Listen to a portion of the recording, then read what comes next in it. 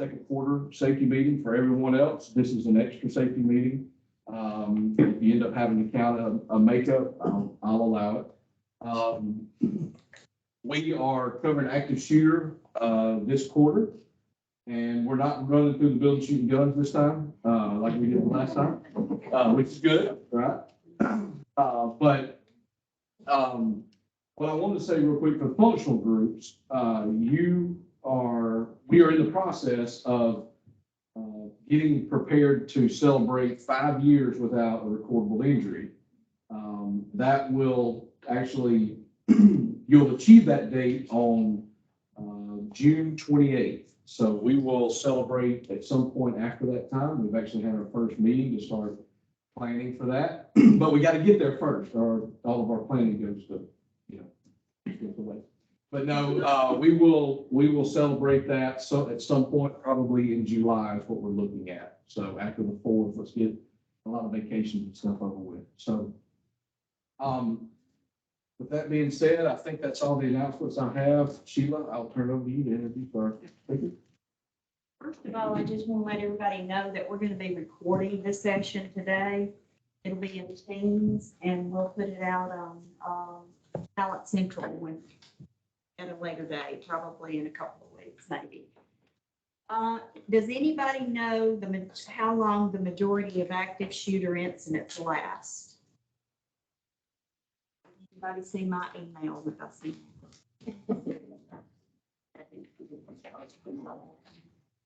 Well, 5 minutes or less. 5 minutes? Yeah. Okay, and we have a zero policy here for zero tolerance standard for violence in the workplace here at Westervelt. And we do everything we can to keep our employees and our tenants and visitors as safe as possible. We have our latest and greatest security system, keeping people out of the building and out of the facility that are not supposed to be here. And we know that even that is not foolproof, so we need professionals to come in and tell us extra things. And so now we have a Lieutenant Russell Morgan with the Tuscaloosa Police Department in their training division. So please join us and welcome him. Morning, everybody. We will do live fire training at the end of the class day. We killed 3 Monday. So I think that this group can do better. Like you said, I'm Lieutenant Morgan. I'm Lieutenant Russell Morgan, Tuscaloosa Police Department Training Division. My normal everyday job is the Assistant Commander of the Training Division. But I'm also the commander of our department's SWAT team. We call it the Special Response Team, SRT for short. We're going to be doing active shooter training today. I'm thinking that this is something that we've done in the past here before. I wasn't involved with it last time. They really did make you get up and they started shooting blanks in the building and stuff like that. We're not doing that today. It's just PowerPoint presentations, me running my mouth and watching a few videos.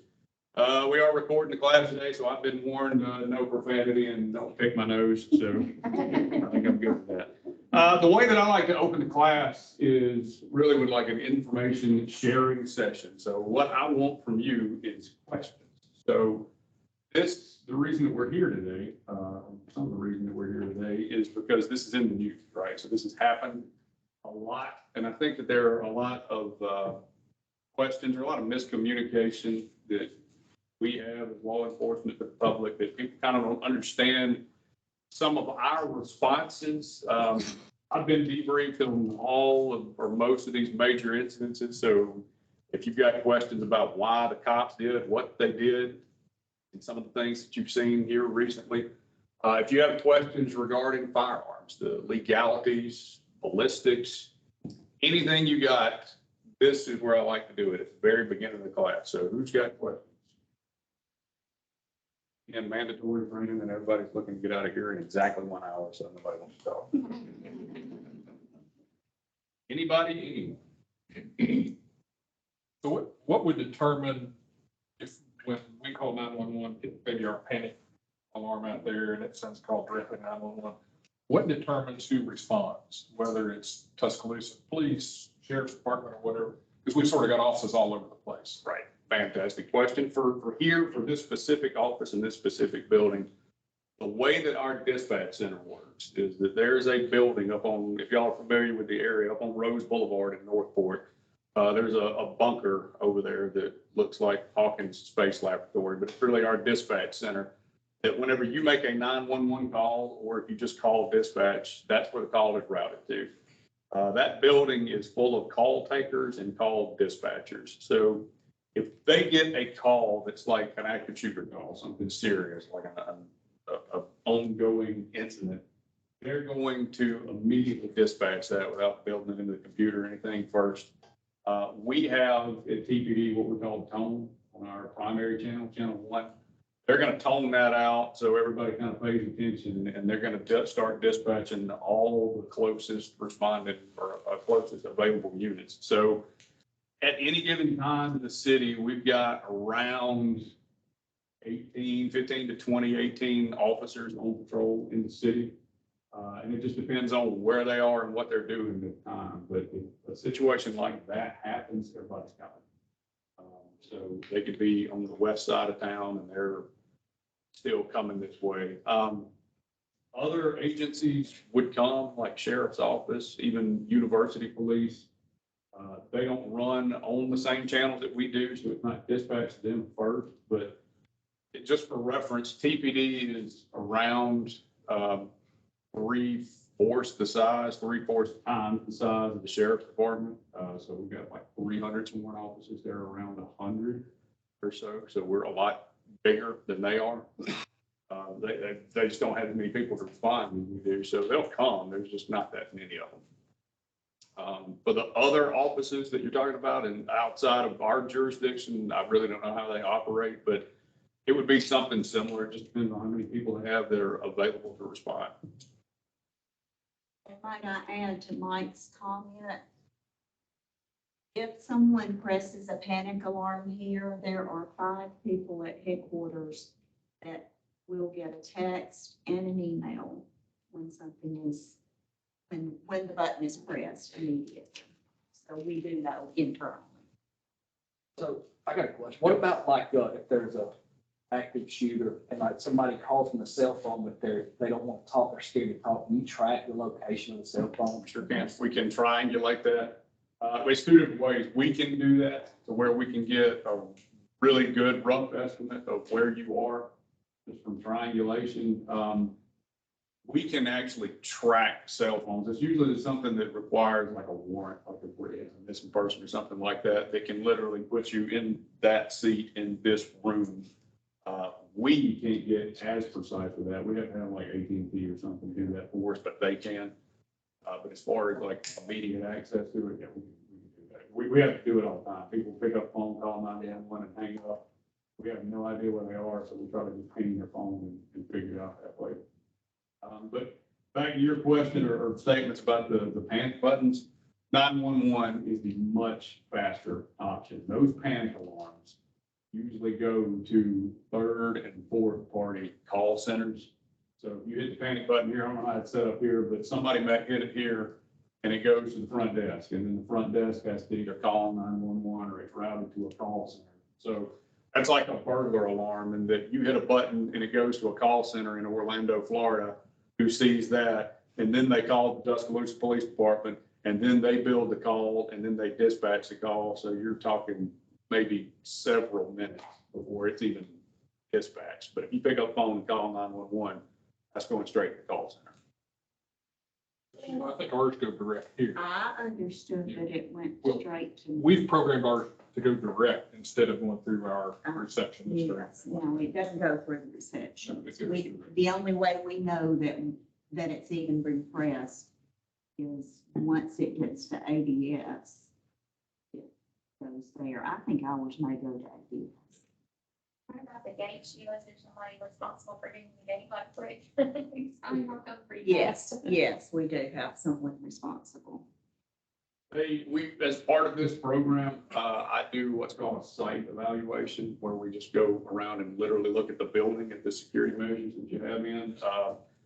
And like I told them, that's A+. I mean, I can, I can sit here and draw you up plans to turn this place into a fortress, but within reason, you can't do anything better than what they have already done here for security's sake. I mean, there's a lot of glass around the building. I know some people have said like, throw a chair through the window and somebody can get in. Like, well, maybe, yeah, that glass is not exactly built like that, but you just can't, within reason, you just can't turn your office into an impenetrable fortress. So they've done what they could or what they can to keep you safe here. And the gate, we talked about it Monday, we did a site evaluation to get like a universal police code so that we can get in quick, but on plenty of calls before, we've had to just stop at the gate and run around it. So we have to go in through the back door, take Plan B, then we'll do that.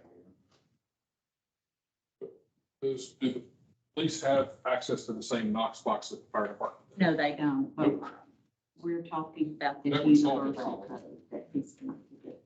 We're going to get programmed. So I'm not gonna tell you what it is, but pretty much every apartment complex, every office building that has one of these gates in town, they all have the same code. For the fire department and police department, and we have a computer system that will tell us that whenever we respond to an address, but it's all pretty much the same. So whoever that first responding officer is gonna stop at the gate and pop that code in. And more than likely, that's gonna work on the gate where we can get in. As far as keys to the building, that is important. It's not as important. It just depends on where we need to get to, but a lot of buildings, I think they're working on it here to where it's like that Knox box. We have the universal key to all the interior doors. When we get up, we're not slowed up by anything. Anything else? Nobody's got a gun question. Usually somebody's got a gun question. One question. This came from, I think, your first session that you did earlier this week. My coworkers were talking, and you said that you walked around the building, so you're familiar with the loading dock, the area where the loading dock Yeah, is? I think so. So we were wondering, the first thing you're supposed to do is get out, run. Once you get out that door on the side, because we're on that row, once you get out that, if you were able to get out that door, what do you do after that? I mean, do you try to go up the hill? So I'll cover a little bit of this just in the class, but it's sort of generic in the class, not site specific here. But you'll see when I get to those slides and stuff that my general answer is keep going. And if you think that you're far enough, keep going. You're trying to get as much distance in between you and the threat as possible, but even more important than that, you're trying to get things in between you and the threat that'll stop bullets. So we don't talk too much about ballistics. Ballistics are just how bullets behave. But if I'm standing on the other side of that wall and I'm shooting through it, sheetrock don't stop bullets. Car doors don't stop bullets. Glass doesn't stop bullets. So there's a difference between what we call cover and concealment. And because like you say, you run on a loading dock or whatever, and you run around, you're standing in the parking lot, and you think, oh, I'm safe right here. If you can see the threat, or if there's nothing in between you and the bad guy that's gonna stop that bullet, you're still in danger. So you need to keep on going. They were just worried. They're like, if we go up the hill, we're gonna get shot. if we just stand there and get shot, we go. Stop. If there's an active shooter, it's just time to get some exercise, man. It's like, all right, let's see what my mile time is. See if I can cover the distance in about 7 minutes. Hey, you talked about how, big Tuscaloosa PD is. Do these rural counties like Green or Pickens, do they ever ask y'all for help in certain situations, or is there? They do. We have what we call a mutual aid agreement. Yeah. With Tuscaloosa, like, it's the epicenter for everything in West Alabama.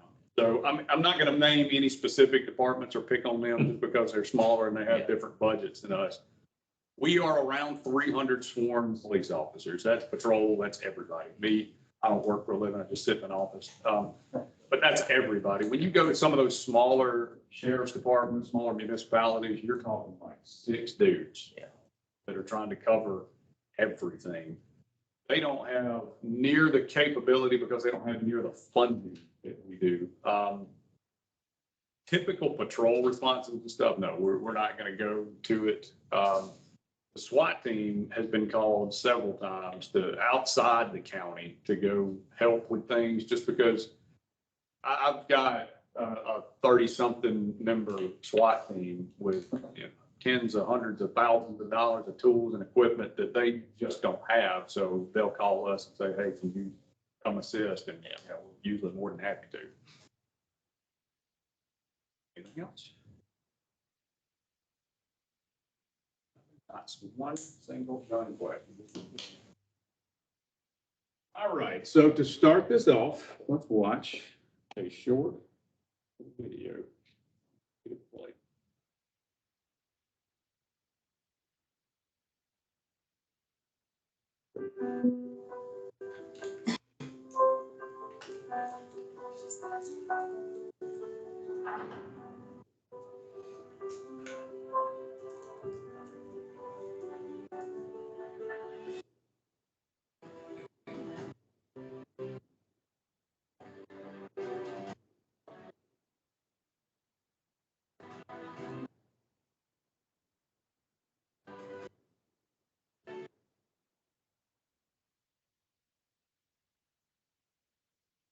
Active shooter events can occur anywhere at any time and frequently involve individuals attempting to kill others indiscriminately. These events are unpredictable and can evolve quickly. For this reason, whenever you enter a building as an employee, guest, or customer, you must be prepared and know what it is you will do if faced with the worst-case scenario, even if it's just another day at the office.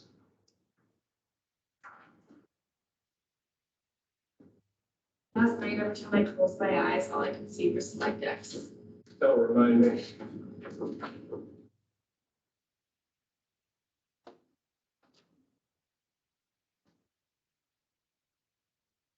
Sorry, I'm late. Did I miss anything?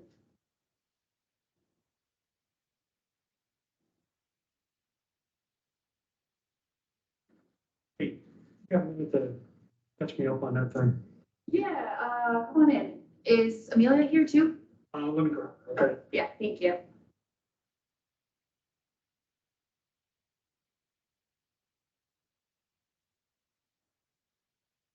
When startled by a gunshot, it's a natural human reaction to freeze.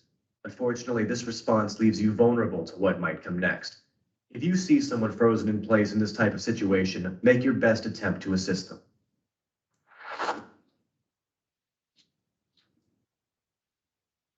I think it's critical that we find a way to make sure this doesn't happen again. We wasted way too much time. That's gunfire. Are you sure that was a gunshot? That's gunfire. Was that really a gunshot? Call police.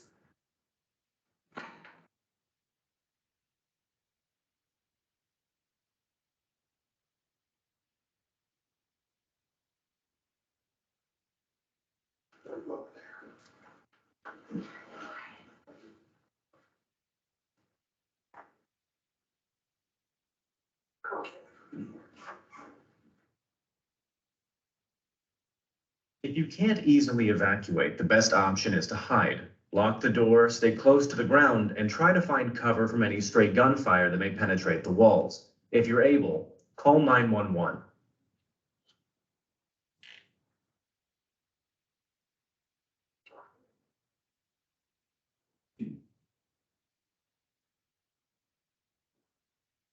What was that? Sounded like a gunshot.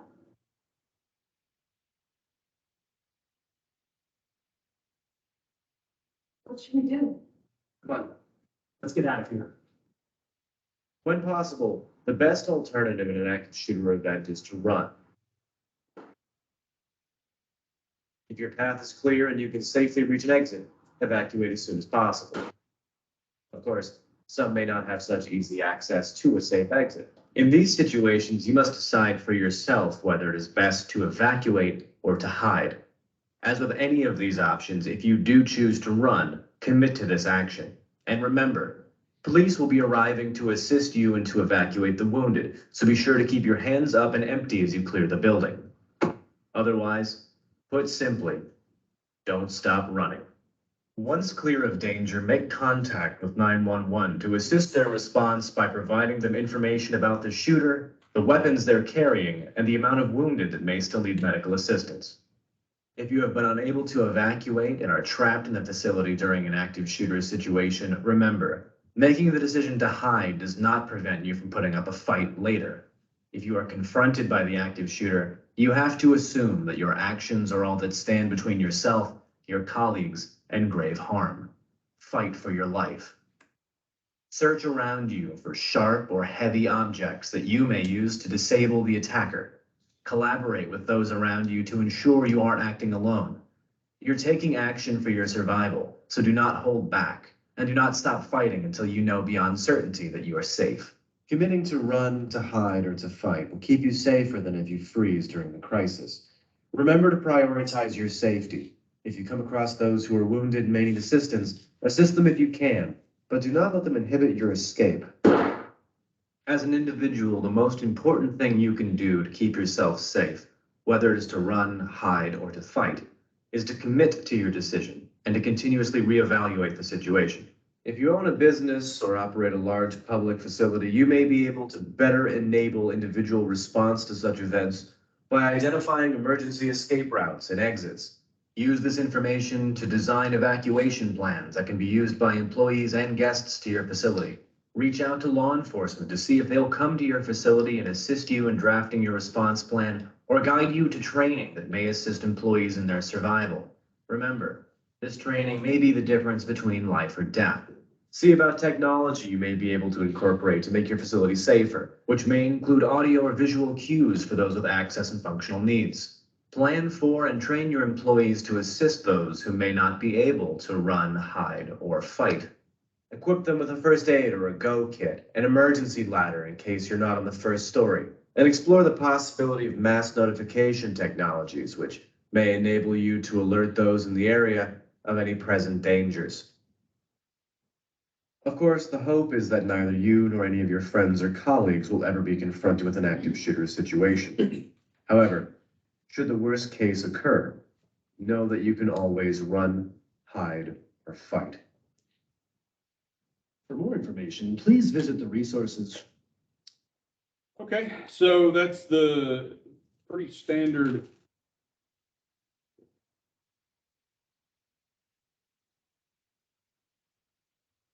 Pretty standard response to video that the Department of Homeland Security came up with for this specific training. It's called Run, Hide, Fight. Man, it's just as simple as that. Or if you run, if you can't run, you hide, and if that doesn't work, if all else fails, we're gonna fight. So. Not working today? Am I not holding my mouth right? How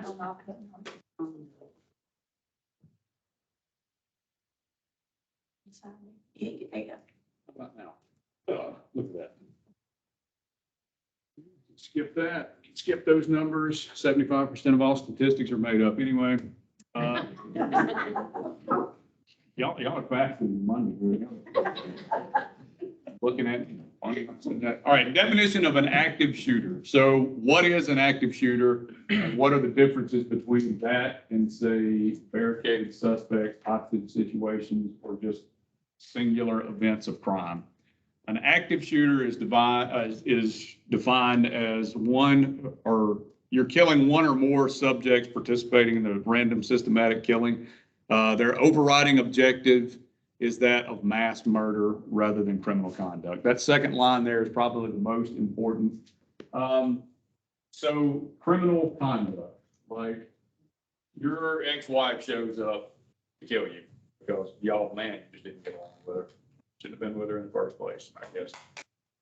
It was over money. I don't know. So if she shows up to do you harm, to come to your place of work, and maybe she shoots a couple people just to get to you, but her goal is violence against one person, against one dude. That's one singular criminal act. That's usually that person's objective. A mass shooter or an active shooter is the overriding objective is that of mass murder rather than criminal conduct. So whatever it is, if it's making a political statement or some sort of religious ideation, They are just trying to do as much damage as possible in what we call a target-rich environment. Their activity, active shooters' activity is not contained, and there is no immediate risk of death and/or serious bodily injury to existing and potential victims. Definition of a barricaded suspect or a hostage taker. So important thing to remember here is that one can become the other relatively quick. Nobody was shot, but just for example, a couple of years ago, we had a bank robbery in Tuscaloosa at, I don't know if you remember it or not, but the Bryant Bank on Bryant Drive right in front of the UAPD. That guy was an idiot. And he robbed the bank right in front of a police department, and his goal was to go in there and rob the bank, but he wound up getting trapped inside, and that turned into a hostage situation really quick. So that wasn't an active shooter, nobody got shot, but just in, like with an active shooter, somebody could come in here with the intention of just mass murder and mass chaos and do as much damage as possible. And then for whatever reason, their train of thought changes. And now it stops and becomes either a barricaded suspect where they've isolated themselves somewhere alone, or they've taken hostages. So that stuff may or may not be holding hostages if they're barricaded. Containment usually possible from a position of cover, and the suspect is not immediately causing death or serious bodily injury. So from our perspective as law enforcement, the reason that that makes a difference is in an active shooter, means they're actively shooting, actively killing. We push, we move, we have to go straight to the threat to eliminate whatever the threat is. If it turns into a barricade, whether that becomes a barricade with or without hostages, there's not an active situation, an active killing going on. So in some situations, we may be able to change our tactics, because at that point, like the bottom line says, the suspect is willing to talk most of the time. So there could be some negotiations take place. And then most of that is everything I just said. The locations of active shooter incidents. So it got brought up in the first class of, you know, who is going to be coming here to Westerville to do this. Best guess, it's just going to be an employee, right? Nobody, or I say nobody. Most sane people, if they're going to try to commit mass murder, they're just trying to go kill people to make their statement. They're not coming here to do that. That's not to say that they couldn't, but there are softer targets like elementary schools, malls, any other places where you have large groups or gatherings of people. This is a harder target to get to, and a lot of people wouldn't even know that this place exists unless you're just familiar with the area. Early warning signs and prevention. So important to note before we go over this is that these are potential warning signs. Just because somebody exhibits one or more of these doesn't automatically mean that they're a potential active shooter. If somebody shows up in the parking lot wearing a trench coat, maybe they like trench coats. I don't know. But we don't automatically have to assume that guy is going to burn this place to the ground. So take it all with a grain of salt.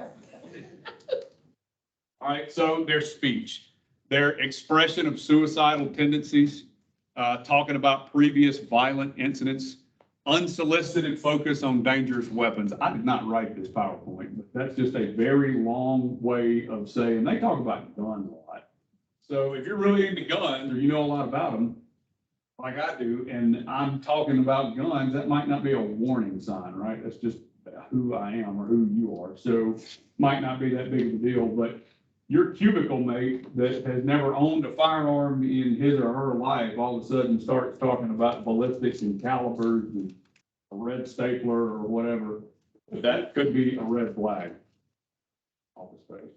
A couple of you got it. Their feelings, so depression, withdrawal, once again, it all depends on the person. If it's a really outgoing, extroverted person that all of a sudden becomes very withdrawn, it could be an indication of a problem. Unstable emotional responses, feeling either arrogant or supreme or powerless, intense anger or hostilities, their behaviors, the increased use of drugs and alcohol, violations of company policy, increased absenteeism.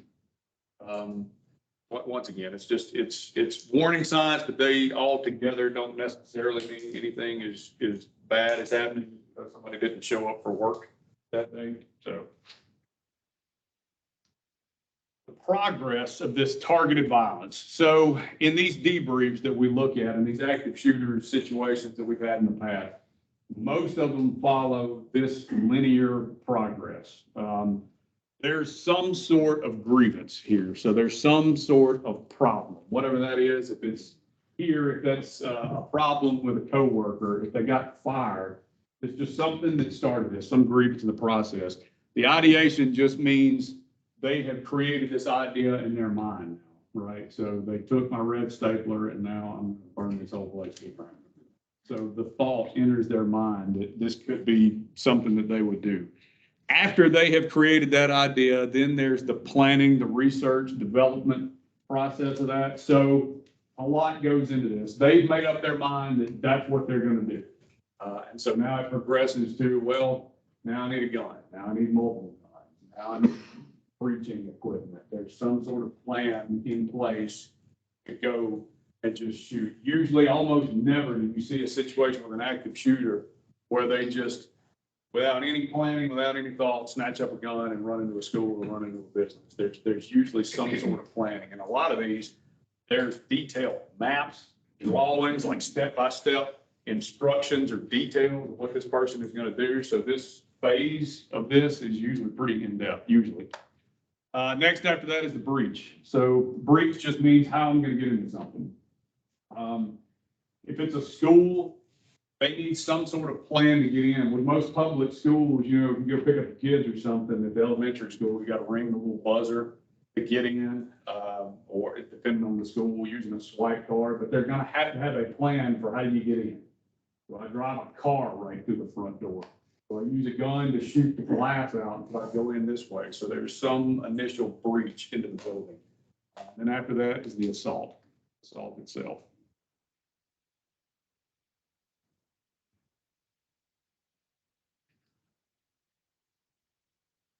So what can you do? What can I do?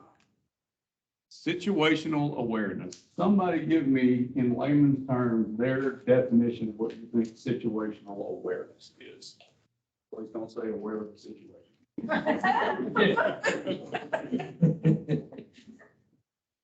Anybody? What's going on around you at all times, paying attention to things. Okay, just paying attention to what's going on around you. Anybody else? Anything that looks abnormal. Anything that looks abnormal. Man, what does that look like? What is that? Riding through the parking lot and it's in the summertime and somebody got a trench coat on. Bingo, right? So it's sort of the way cops think, the way that we're taught to think. So middle of the summertime, somebody's walking around with a jacket on, or I tell you what, middle of the wintertime, somebody's walking around with a jacket in your parking lot. Is that weird? No. All right. Springtime, somebody's got a jacket on. You're kind of hot, but they're kind of not. So it's during business hours. That's probably okay, probably fine. Middle of the summertime, somebody's got a hoodie with the hood pulled up and it's after hours and they're walking through the parking lot, crouched down, running from car to car, tree to tree. Is that weird? That's weird, right? But situational awareness is being able to observe that and go and think to yourself, that's funny. Usually your first suspicions, your first inclinations about things are usually right.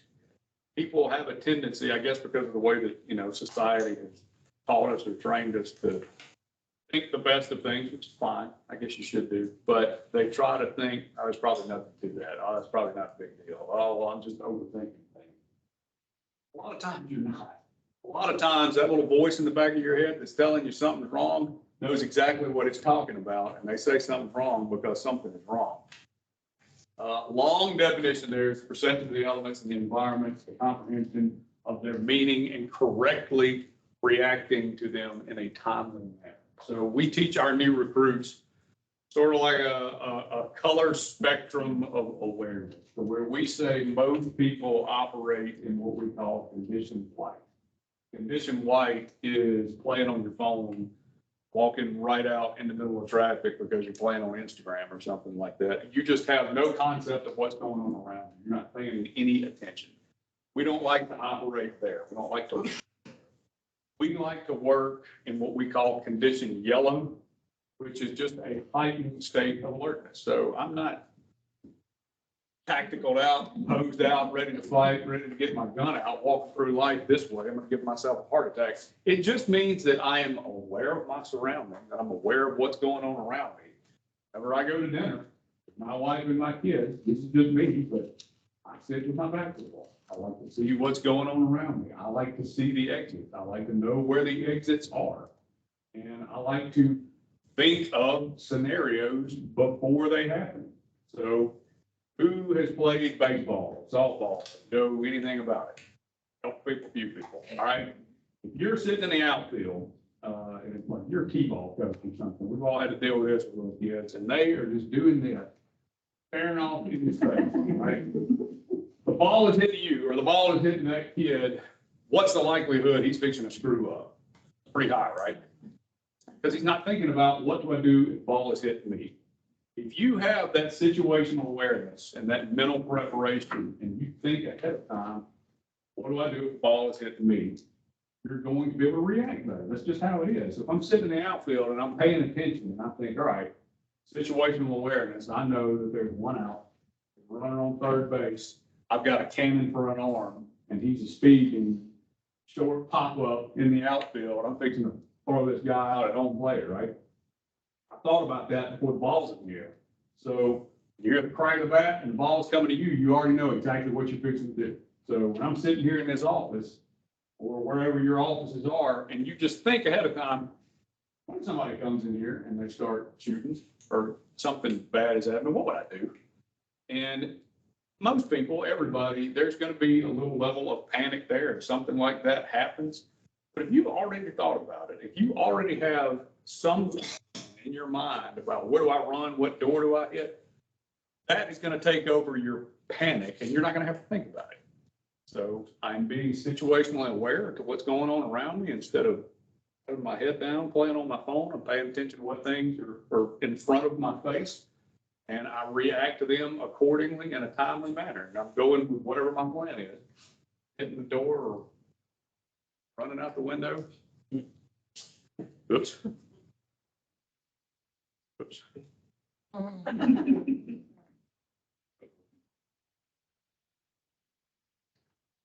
Okay, so run, hide, fight. The first is to run. Have an escape route and plan in mind, like I just said. So I can't go through individually with everybody in your office or your workspace or wherever you are and go over a detailed step-by-step plan of what you need to do, but it's pretty easy, right?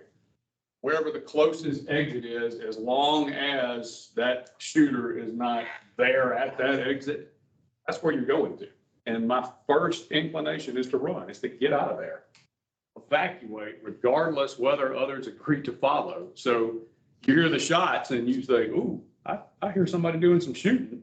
And your cubicle mate or whatever says, no, I think it's just fireworks or something. I'm going to stay put. You do you. I'm fixing to hit the door and go. Leave your belongings behind. We'll get you another purse. We'll buy another jacket. You don't need it. Just go. If you left it, don't turn back around and go get it. It's a beat bopper spray they gave us. That's what Help others escape if possible. This is more along the lines of, schools or something like that. If we're dealing with children, we're dealing with grown adults here. So, yeah, encourage them to follow you or to run. But like the second line says, if they don't, evacuate regardless of what they're doing. Prevent others from entering the area where the active shooter may be. So if you're running away from where the shots are being fired, maybe people don't know why you're running and they didn't hear it. Let them know what's going on so they can run with you. Don't attempt to move wounded people. This is a big one and this is a difficult one. We as law enforcement also are trained to step over dead kids. That's a difficult thing to say. It's a difficult thing to train to, but it is what it is. If you watch some of the body camera footage of the Nashville shooting, you're all aware of that, most people. There's one of the guys, one of the officers in that is going down the hallway toward the girl that was doing the shooting, the threat, and you can see in the video where he literally just stepped right over the kid. I don't know if the kid was dead or not, but we are no good to you if we are stopping to help injured people and the threat is still happening. They're still killing, there's still shooting going on. There's no point in stopping. So it is extremely difficult, but you're trying to run out of the building and somebody is yelling, help me. I'm bleeding, I've been shot. What good are you going to do them if you stop and you get shot too? Right? So think about it. Call 911 when it's safe to do so. So when we get done with our mile run, when we're trying to put as much distance in between us and the threat as we can, and we are in a safe place, don't assume that somebody's already called 911. Sure they have. But you also may have some information that the others didn't call. So the first person that called saw a white guy in an Alabama t-shirt doing the shooting. And you saw a white guy in an Auburn t-shirt doing the shooting. So now we, as law enforcement and dispatch, realize, okay, we're dealing with two different shooters. So you may have information that the other people didn't. Plenty of people in that call center, and you're not causing any harm by just picking up the phone and calling 911 and giving them your story and your information. Your escape route is blocked. You cannot get out. Second step to run, hide, fight is to hide.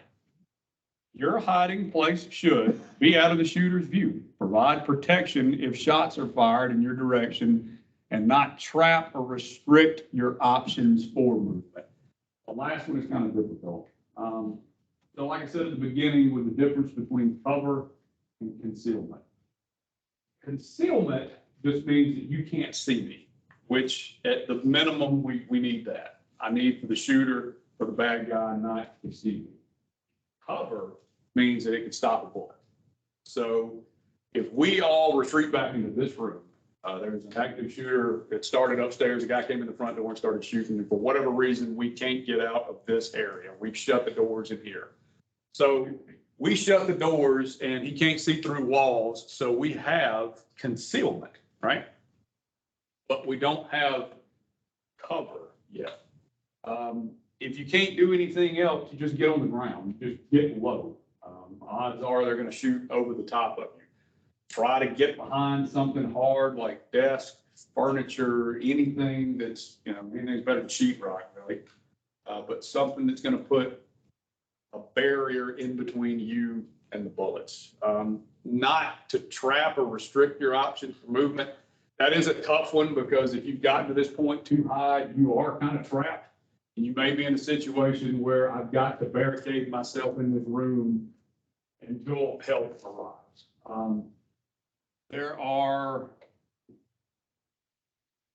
There's some good pictures that we have in here, the slides about different options to barricade doors. With these doors specifically, right? So these are outward opening doors, outward opening from inside the room. So if I stack furniture in between this door, an active shooter is out there, what good did that do me? A whole lot. So if it is an inward opening door, try to barricade it somehow, right? Throw some furniture in front of it, put some chairs out there. There are other options for other doors and a way to barricade these. So most of these doors, like we have in here, they're either spring loaded or hydraulic. There's going to be some sort of joint or some sort of moving part at these doors at the top or in the middle, to where if you can lash those together with a belt or a tie or something, if that thing can't move, then the door is stuck. It can't open. Some of the schools, we're just looking for cheap options to give these school teachers to barricade these doors. And what some of them came up with is these pieces of fire hose. If you know anything about fire hose, that is a very thick woven cotton hose that's Kevlar lined, and it's got rubber on the inside of it. They're very tough. You can't just rip those things. So they cut them into like 8-inch sections just so they can take them and slip over the hinges or slip over those mechanisms to keep the door from opening. I'm not saying that you have to do that. It's just something to think about. It's something along those lines to sort of help you barricade a door if you need. And if all else fails, just take a bunch of junk and start piling it up in front of the door.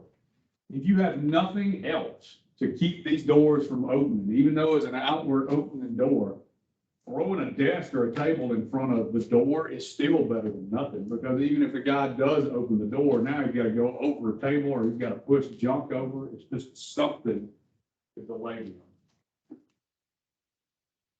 If there's an active shooter nearby, turn your phone off or put it on silent. What an embarrassing way to die. I'm sitting in this bathroom and my phone starts going off because somebody called me and said, I heard they were shooting at y'all's office.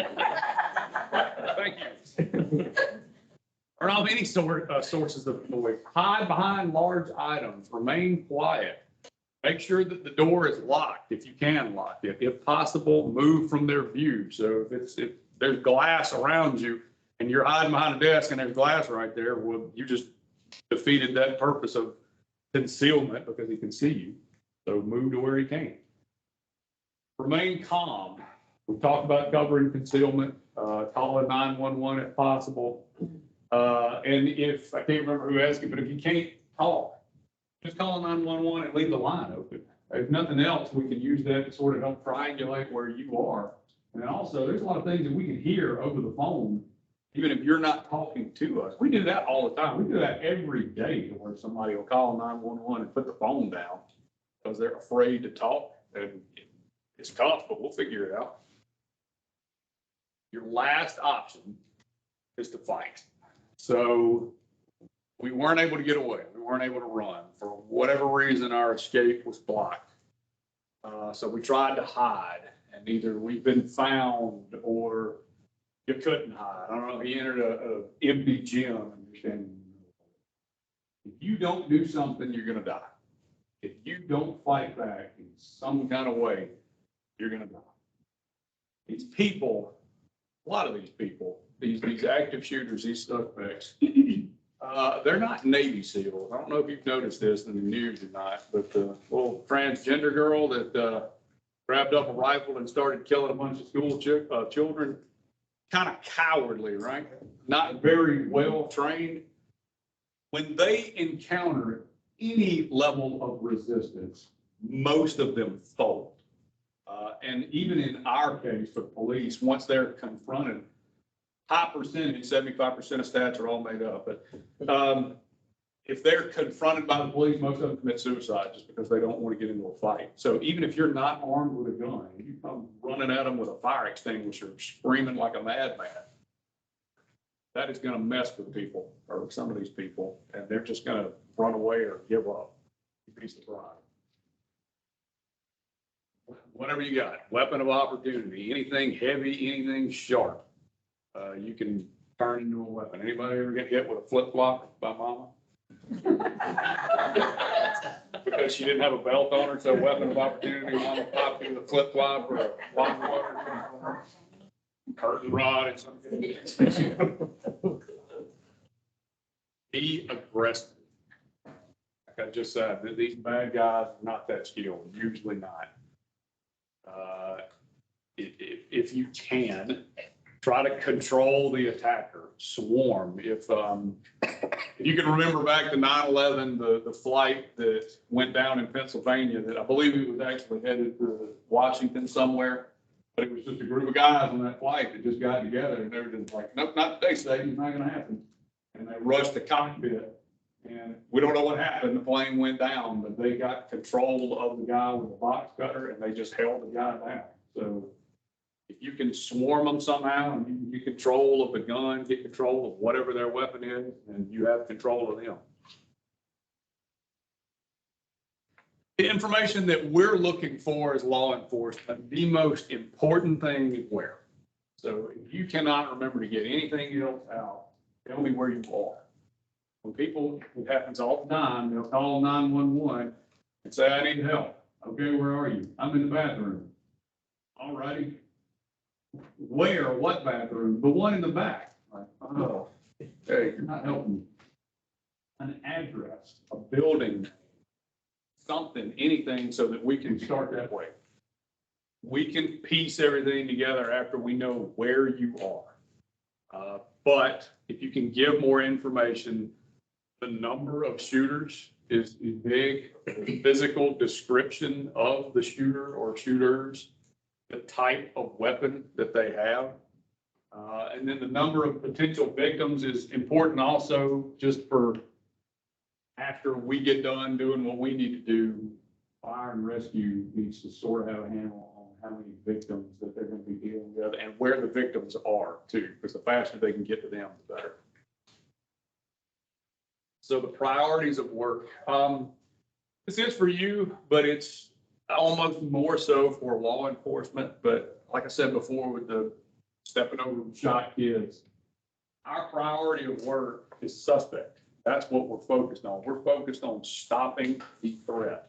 So the first thing we need to do is stop the killing. Secondary to that is stop the dying. So this suspect has been incapacitated. He's been killed. He's barricaded himself in a room, something to where the shooting is no longer occurring and you're not in immediate danger. Now we can render some kind of first aid.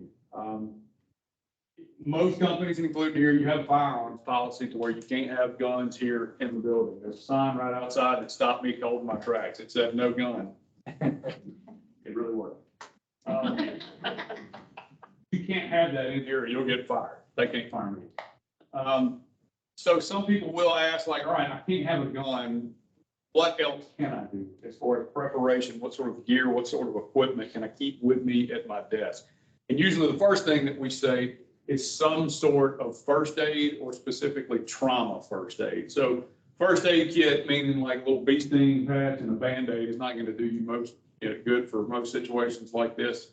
But very simple equipment and very simple amount of training that in regards to tourniquets, pressure dressings, things to pack wounds, things called chest seals. They're not that expensive. They usually don't expire for a long time. And it's just something simple that you can keep, maybe not on you, but you keep close to your desk, to where you're going to use that on yourself first and foremost. That kit is there for you.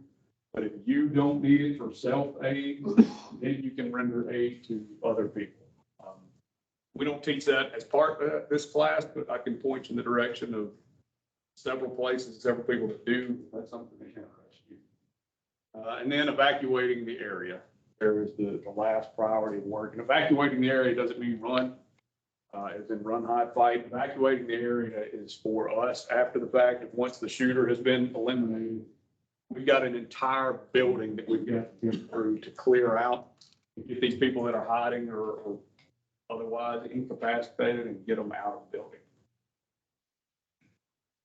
Gosh, that was a long time ago now, but Virginia Tech, y'all remember that? I think 33 people got killed. The guy in that one, what made it so bad was that it was double doors. I think they were outward opening double doors that he chained from the inside. So law enforcement got there and they did the correct thing. They just didn't have the right equipment to breach that door like they needed to. So there was a delay in response.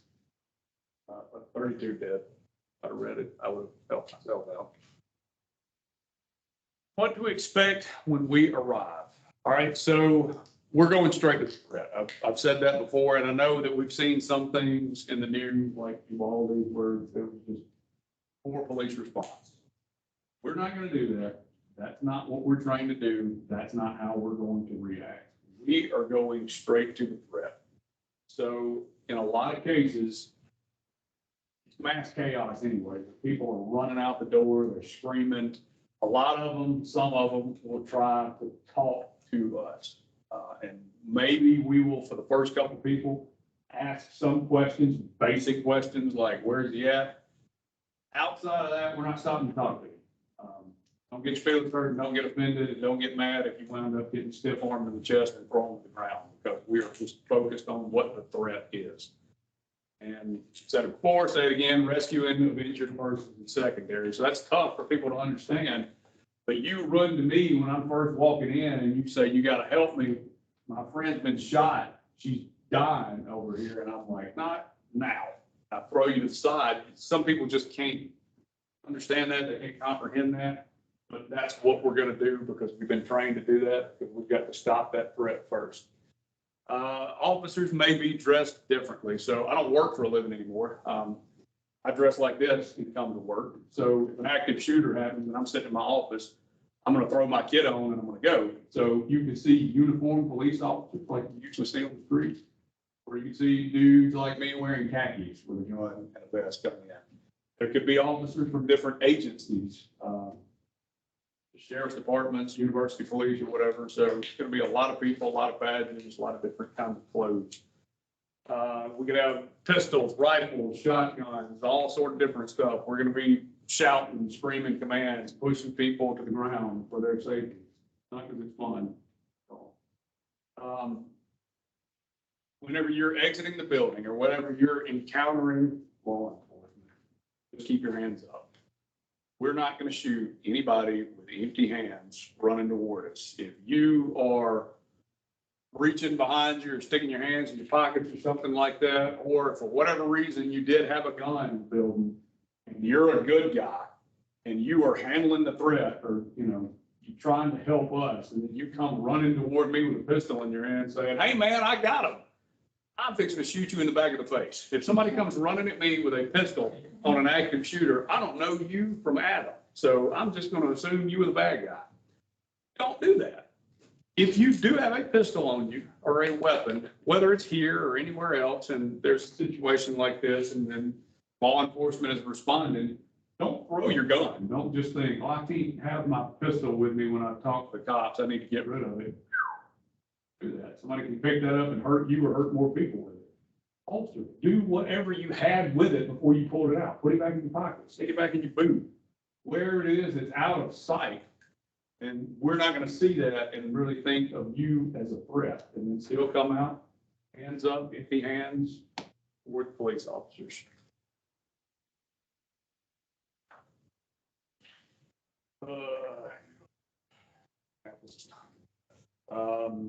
Different scenarios, or not scenarios, but different situations that we've had over the past several years with active shooters.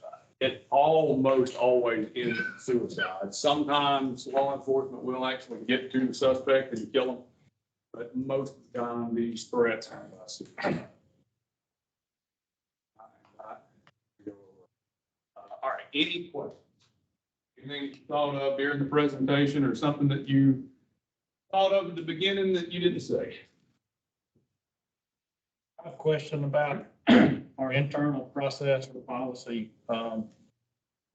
Years ago, we had a situation down in the Moppa shop. We really got, guy was probably 10 yards away from a pistol in his truck if that's what he wanted to do. But he had a complete mental breakdown.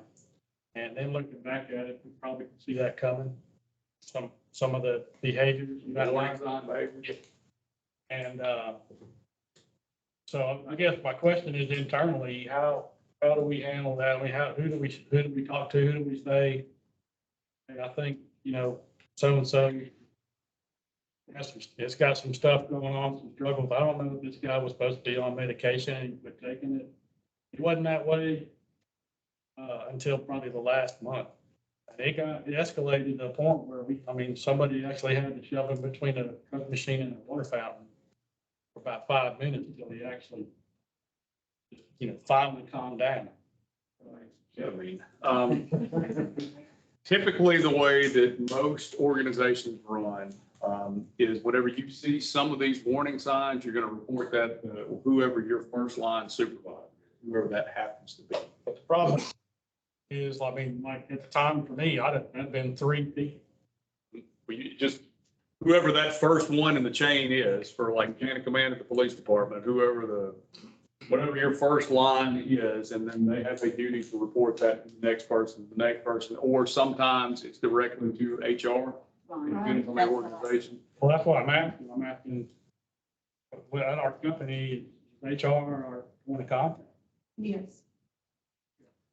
I guess that's scary because if Grant told me something that I thought he was having a little issues and I go to HR and I'm like, Grant knows, I told HR. So it's kind of like, oh.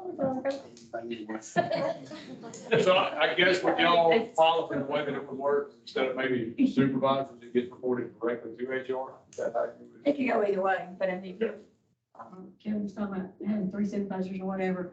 That's Supervisors here, we hadn't done supervisor training in a while, we're doing it again this year. Anything that's reported to them needs to be reported to HR. I'm sure y'all are the same as us, you know, we're public sector, y'all are private. If something gets reported, like sexual assault or something like that, sexual harassment gets reported to a supervisor, well, we have a duty to report that to Yes, HR. yes. But then you also don't have to report this, just for us. You don't have to report that to a supervisor. It can go straight to HR. Mhm. And then they have the duty to Correct. act after that. So, you know, it happens here where I work and a lot of other places that whatever the, you know, the issue is, the situation, that once you report that to HR, because you feel, or whoever, you feel like that that's something that they need to know about, then it's their duty past that to do something about it, whatever that's. Like Christie was saying, you know, we do everything within our power not to let somebody know, you know, what's going on. And we've also got a former police officer, a security person that's on staff that, so in a situation like that where I think somebody's dangerous, I'd call him first and say, I need help with how to handle this. There may be situations, once again, depending on company policy and everything, that law enforcement has to get involved in the sense that we do what we call mental health evaluations. We have at Tuscaloosa Police, we have MHOs, the mental health officers. That Tuscaloosa is a crazy place. We're in the epicenter of all the crazy in Southeast. Yeah, every mental institution right here. Y'all know what Taylor Hardin is? Right across Y'all know what it is? Criminally, isn't it the criminally? That's the criminally insane. That's like somebody made somebody into a lampshade, and so they wouldn't put them in real jail, they put them in Taylor Hardin. That's what Taylor Hardin is. People can walk off from Bryce and from the VA and stuff. That's bad enough, but that place, whole different ballgame. Anyway. We had one of those one morning, run through all. Yeah, we got a lot of wackadoos in this city, so we're pretty, we have wackadoo training in the police department, I like the term, but we do these mental health evaluations for people that they'll, it's pretty common that a business will call and they say, hey, we've had an issue with an employee. Usually they're on site when this happens. If they're not there, we're gonna refer you to medical personnel to say, hey, you need to, you know, however your business handles this, you need to report that properly. If they're afraid that there's gonna be acts of violence, and the police department can step in, put extra patrols or do something. But if that person is not there, we're gonna tell you to have a doctor address that. If it's something where the person is on site and they are either actively having some sort of an episode or you feel like it's coming, we can respond. And then the patrol officers will be the one to show up first, just to make sure everything is safe. But then secondary to that is our crisis intervention team, the CITs, and then the MHOs. The MHOs are actually certified, sworn by the probate judge, not to get too technical or legal into this, but the probate judge is what allows us to say, hey, you're nuts. You got to go see a doctor before you can get released back into society. And that's what the MHOs basically have the power to do. Law enforcement can be contacted in some of those instances. Anything else? All right, one more video. Short video.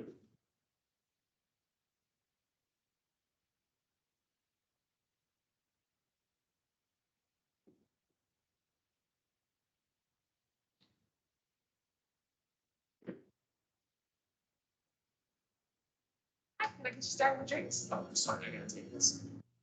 Leave it.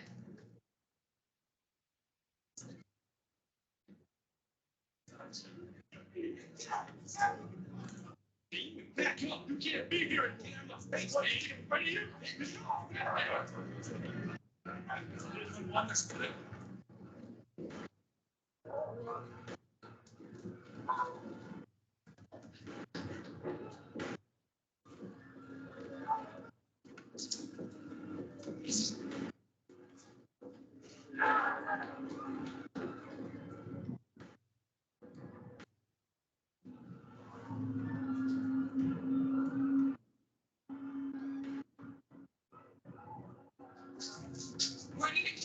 What's your chances of survival?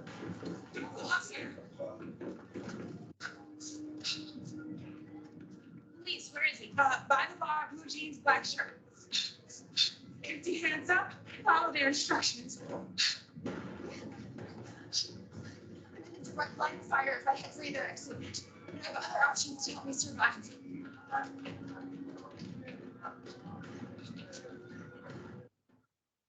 It's hot in here.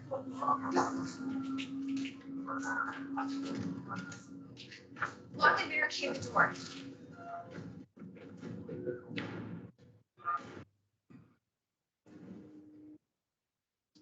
My exits are blocked by the shooter. I gotta stay hidden. I'm no victim. I'm ready for this. He's applying direct pressure to the wound to stop the bleeding until we can find a tourniquet.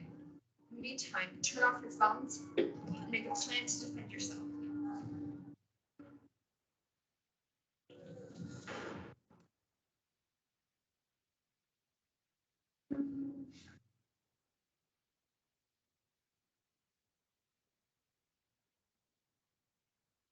I'm to survive. Control the weapon. Control the shooter. I'll go for the gun. I'll go for his arms. The bartender will go for the head.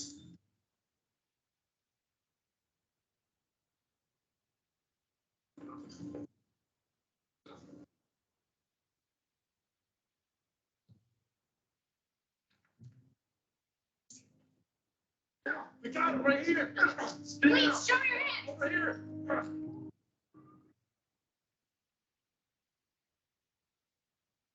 You can survive a mass shooting if you're prepared.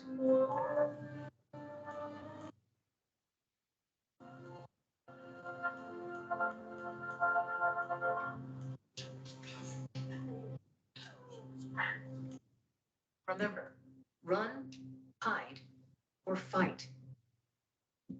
Run. Wherever you go, be aware of alternate exits. Quickly and cautiously evacuate in a direction away from the attacker. Don't hesitate. Seconds matter. Remember windows and emergency exits.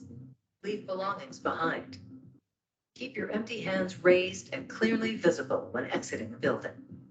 Follow all instructions from the police.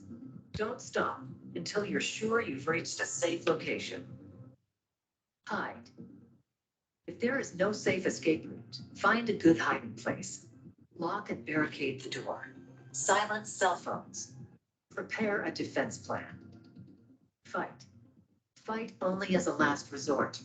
Use available objects as improvised weapons. Use teamwork and surprise. A coordinated ambush can incapacitate an attacker. You're fighting for your life. Don't fight fear. Stop the bleed. A victim can die of uncontrolled blood loss in 5 minutes or less. Apply pressure or a tourniquet to control severe bleeding. Go to fbi.gov/survive to learn more.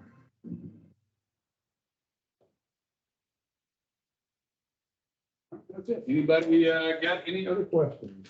Nothing? If not, I'll be around for the next couple of minutes right after class. If there's just something that you wanted to ask me that you want to say in front of anybody else, we can do it after class. Sign up too. Yep. And just thank you for what you do. Yes, ma'am. Well, that's my time. That's class. So, got anything else? Stick around and talk. There's alligators down there. Hornets, snakes.